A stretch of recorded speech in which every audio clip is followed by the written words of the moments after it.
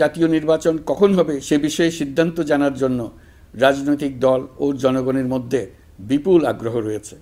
আমি বারবার বলেছি, এই নির্বাচন ডিসেম্বর থেকে আগামী বছরের জুনের মধ্যে অনুষ্ঠিত হবে।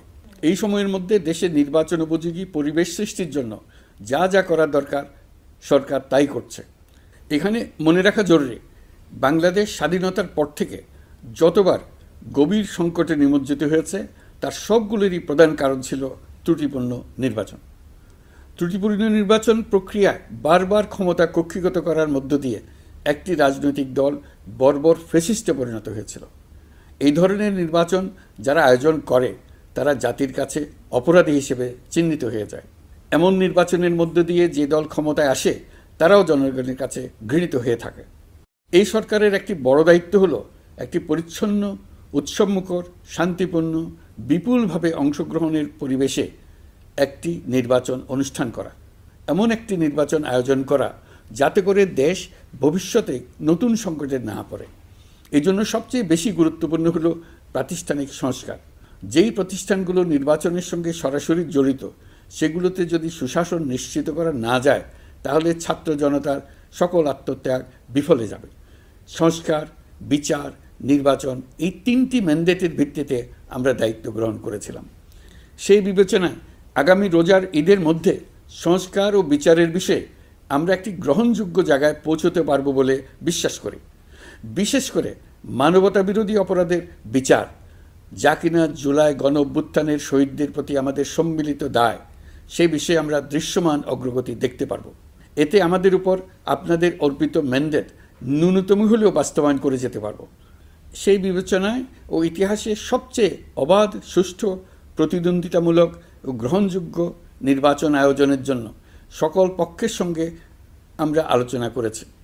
পাশাপাশি বিচার, সংস্কার ও নির্বাচন সংক্রান্ত চলমান সংস্কার কার্যক্রম পর্যালোচনা করে আমি আজ দেশবাসীর কাছে ঘোষণা করছি যে আগামী জাতীয় নির্বাচন 2026 সালের এপ্রিলের প্রথমার্ধের যে কোনো একটি দিনে অনুষ্ঠিত হবে। এই ঘোষণার ভিত্তিতে নির্বাচন কমিশন উপযুক্ত সময়ে আপনাদের কাছে নির্বাচনের বিস্তারিত রোডম্যাপ প্রদান করবে। আমরা এমন নির্বাচন চাই যা দেখে অভ্যুত্থানের শহীদদের আত্মা তৃপ্তি পাবে, তাদের আত্মা শান্তি পাবে।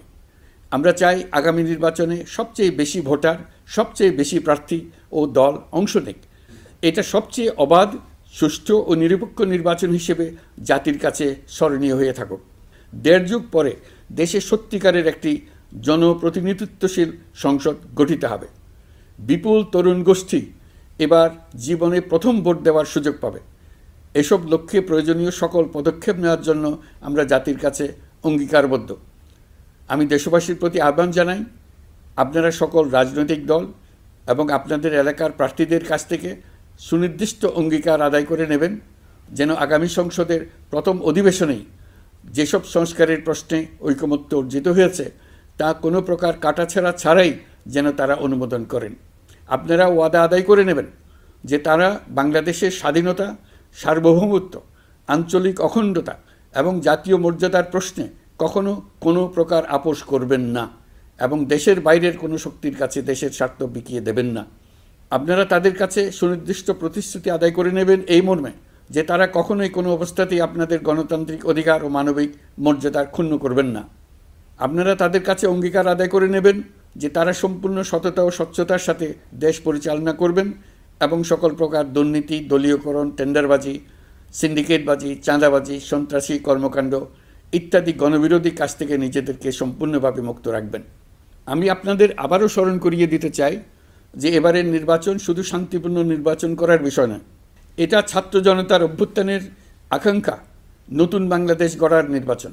এই নির্বাচনে পরিচিত দলগুলিই থাকবে, তাদের পরিচিত মার্কাগুলিই থাকবে, কিন্তু ভোটারকে বের করে আনতে হবে যে এই মার্কার পেছনে আপনার কাছে ভোট প্রার্থীরা কে কতটুকু নতুন বাংলাদেশ গড়ার জন্য প্রস্তুত, কে কতটা প্রতিজ্ঞাবদ্ধ।